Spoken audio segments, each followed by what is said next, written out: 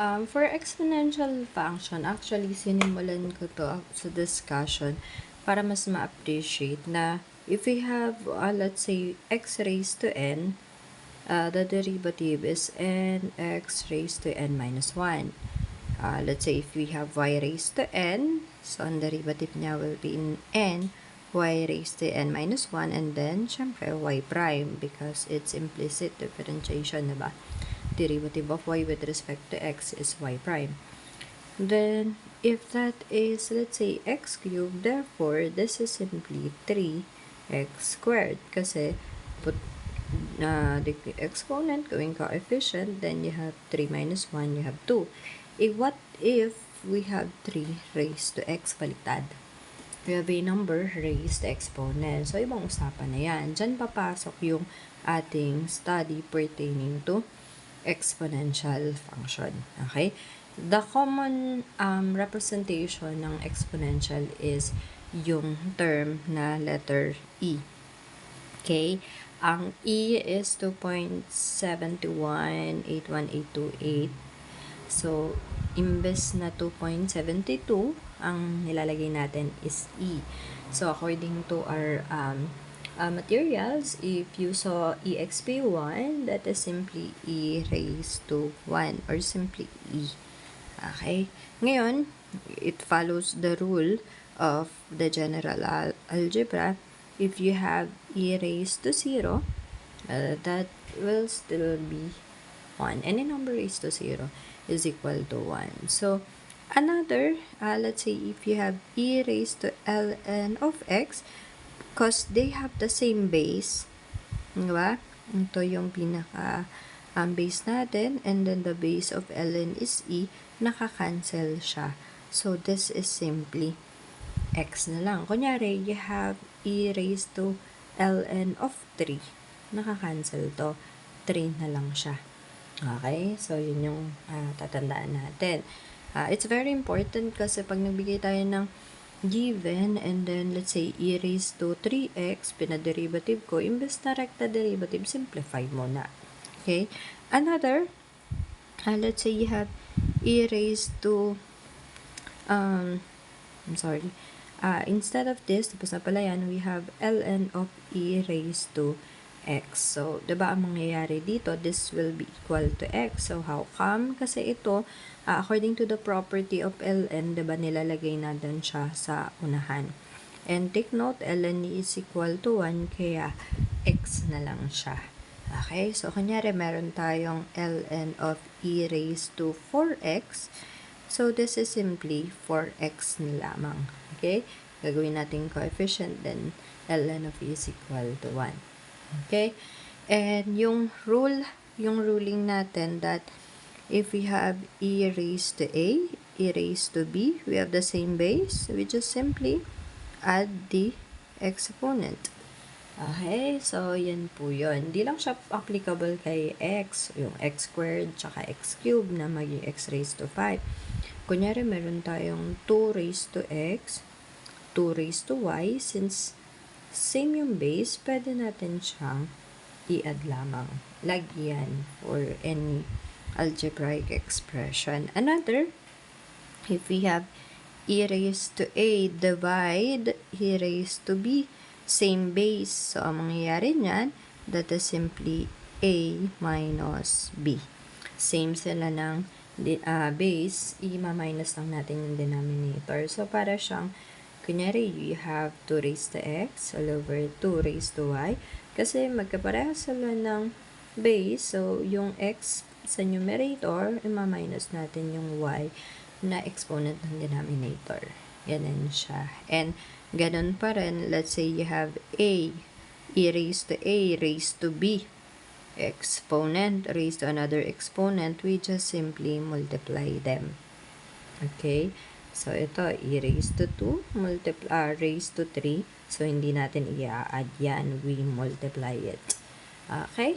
And, tandaan pa rin natin, let's say you have a negative exponent sa numerator, pwede mo yang ibaba to make it positive. Paano kung nasa denominator naman yung negative? Pwede mo yang itaas to make it positive. So, ganun yung ruling natin dito sa part na to. Okay? So, ngayon yung proper na derivative, ayan, with respect to e, no? So, let's say we have y equal to e raised to u. Take note, ang pinaka-derivative po nito ay we copy it, and then ln nung pinaka-base, in this case e, and then derivative nung exponent. Nagkataon lang yung e is equal to 1. Kaya, pag e raised to u, lagi lang siyang e raised to u times u prime. Yan na yung pinaka-derivative natin. What if hindi u? What if your y is a raised to u? Any number raised to x or raised to a function of x? Ano yung example kagaya nung 3 raised to x natin? Paano yan? Hindi naman letter e yan. So, ganun pa rin po yung susundin natin sa derivative. We have copy e raised to u, then ln of the base a, and then multiplied by the derivative of the u, which is u prime. Yung ln a, hindi siya equal to 1, kaya yan, kung hindi e raised to u, ito yung proper nating formula. Okay, pag e raised to u prime.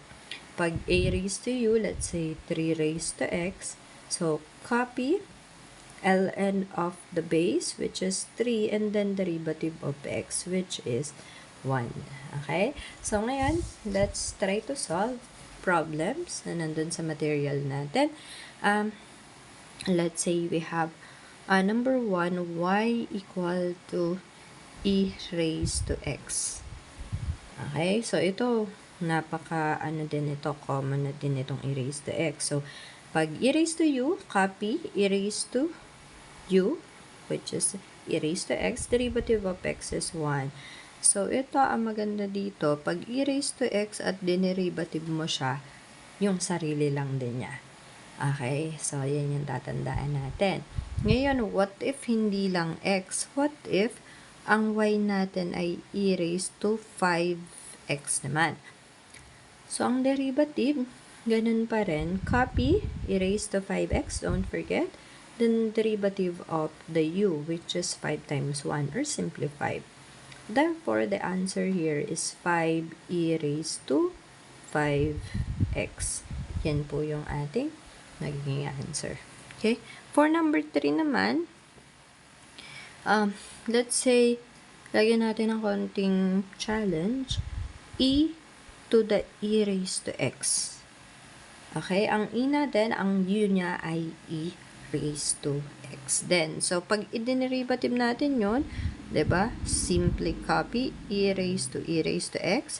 Then, ano ba yung derivative ng e raised to x? Diba na-solve na natin yan? E raised to x lang din.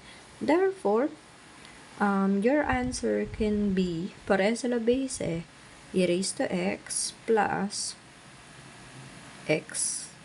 Okay?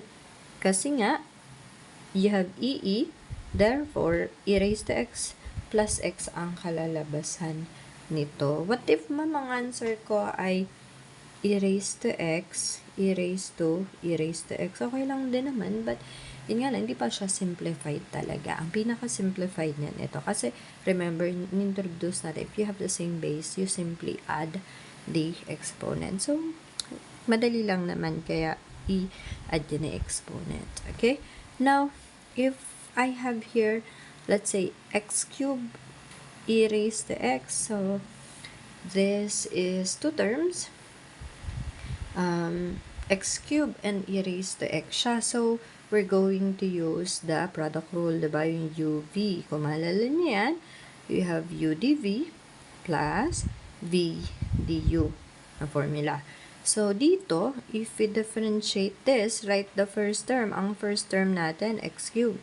Derivative ng e raised to x lang din. Plus, write the second term. Then, derivative ng first term ay 3x squared. Okay? So, dito, our answer will be, simply copy the x cubed, e raised to x, plus, ito muna, we have 3x squared e raised to x. Pwede din, kung gusto nyo i-factor out yung common, parehas sila may x squared. Kasi ito x cubed, ito x squared. So, parehas sila may x squared. and also e raised to x. So, pag tinanggal natin yung x squared dito, at saka e raised to x, x na lang matitira. Dito naman, pag tinanggal natin, pinactor out natin sa x squared and e raised to x, so we have 3 na lang na matitira. So, ito yung pinaka, niya. Kung ito yung answer nyo, walang problema. Same lang naman sila. Okay, so sa number 5, ang given natin sa number 5 ay y equal to e raised to x over x. So, we have no choice. We're going to apply the quotient rule. So, kung maalala nyo ang quotient rule, hindi yan derivative ni u over derivative ni v, ha? So, that's denominator muna, v, then derivative ni u, minus yung u, derivative ni v, all over b squared. So, dito, we write the denominator first, derivative nito, then minus, ito naman, u, derivative naman ng isa. Then, don't forget, i-square natin siya. So, ang u natin dito, i raised to x. Ang v natin ay x. Pag dinerivative natin yan, write the denominator, x, derivative ng e raised to x lang din, minus, write the numerator, e raised to x, derivative ng denominator is 1 all over square nung denominator. Okay? So, ito, ang magiging answer natin is x e raised to x minus e raised to x times 1 e raised to x all over x squared. Okay? Ito, or pwede din naman, we can see na meron tayong e raised to x parehas, no? Pwedeng ilabas yon. E raised to x, x na lang matitira. Dito naman, 1 na lang all over x squared. So, pwedeng ito din yung answer natin. Well, anyways, itong dalawa naman ay pares lang. Okay? So, for number 6, y is equal to ln of e raised to 2x. So, tandaan nyo, pag may ln at may nakita kayong exponent na nasa loob niya, i-apply nyo yung property na yung exponent lalagay nyo sa unahan, ln nung base, which is e. Tandaan natin, diba, ang ln e is equal to 1. Therefore, this is simply y equals to 2x. So, pag dinerivative, mas madali. We have 2 times, anong derivative ng x1? We have 2. Okay? Kung i-derivative naman natin, kunyari, hindi natin sinimplify, no? ln of e raised to 2x. So, pag dinerivative natin yan, so we have ln yan eh. So, 1 over u. Ang u niya, e raised to 2x. Then, multiplied by the derivative of e raised to 2x. So, copy e raised to 2x. Then, derivative ng 2x, which is 2. Then, makikita mo, makakancel. 1 times 2, we have 2. Parehas lang. E, imbes na pahirapan pa natin sarili natin, hindi, simplify na lang muna. Ganun kahalaga yung property. Okay? So, sa number 7, ganun din. We have y equal to ln of 1 over e raised to x. So, imbes na mag 1 over u, tapos quotient rule, i-apply muna natin yung property ng ln. Kung maalala pa natin, ln ng numerator, which is 1, minus ln ng denominator. Tapos, mapansin nyo, may exponent. Therefore, yung y mo will be, copy the ln of 1, minus, ito, pwedeng ilagay sa unahan. Diba? Ito, lagay sa unahan. Tapos, mahala, ln 1 equal yan sa 1. So, ang y mo pala is simply ln of 1 minus x na lang. So, pag dinerivative, itong ln of 1, wala naman siyang tanda na, ito yan wala naman siyang variable x, diba? Therefore, pag dinerivative natin ang ln 1, 0 yan, kasi constant number lang sa ln 1. Then, minus, ang derivative naman ng x ay simply 1. So, we have negative 1 naman. Okay? So, ngayon, kunyari we want to try different naman, hindi lang e, kasi exponential pa rin naman. Iyon, let's say number 8, y is equal to 2 raised to 5x. So, in this case, ikakopy natin siya. Diba yun yung formula? 2 raised to 5x. Then, ln of the base 2. Then, derivative of the exponent. So, 5 times 1 is simply 5. So, pwede kong ang isulat ko na lang 5 ln of 2 multiplied by 2 raised to 5x. So, ito na lang para hindi natin may multiply si 5 kay 2 nasa unahan siya. Sunod si ln of 2. Then, 2 raised to 5x. Okay? So, yan. If hindi siya letter E. Another, meron akong binigay dito na let's say y is equal to 3 raised to ln of x squared. Ayan siya. So, ito, pwede natin itong gawing 3. So, raised to 2 ln of x. Kasi yung 2 exponent ni x na nasa loob ni ln. So, pwede siyang ilagay sa unahan. So, if we're going to differentiate it, number raised to a function of x. So, just simply copy. Yan yung ating a raised to u. Then, ln ng base. Ang base natin ay 3. At ang derivative naman ng ating exponent is we'll have 2 times 1 over x. Ito yan. So, factor out the 2. Then, derivative ng ln x ay 1 over x. So, ang magiging answer natin, unahin ko na, 1 times 2, we have 2. Then, don't forget the ln of 3. Then, itong 3 raised to 2 ln of x, all over x. Pwede din, kunyari, you have 2 ln of 3, then 3 raised to ln of x squared, kasi yan naman yung original nating given, all over x. So, maalin dito sa dalawang ito ay tamang sagot din naman. Okay? So, that's our exponential derivative.